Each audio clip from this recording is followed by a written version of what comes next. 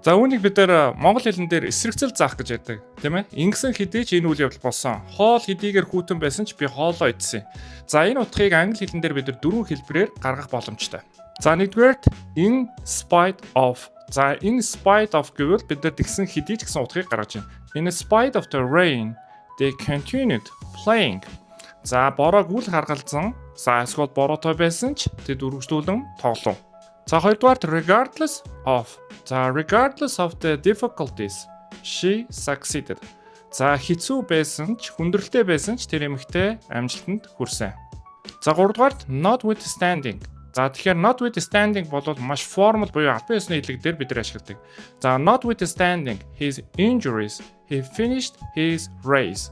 За одоо гэмтэлтэй байсан ч тэр өөрийнхөө уралдааныг дуусгасан. За дөрөвдүгээр despite. За despite the heavy rain, they continued playing soccer. За бороо орсон хэдий ч тэд хөл бөмбөгийг үргэлжлүүлэн тоглосоор байв.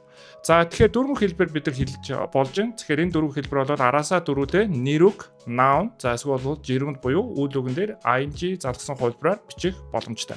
За хамгийн сүүлд нь энэ өгүүлбэрийг та бичээрэй. Түгжрэлтэй байсан хэдий ч бид Мартин амнаа маш сайхан тэмдэглэж чадсан. Комент хэсэгт оруулж өгөөрэй.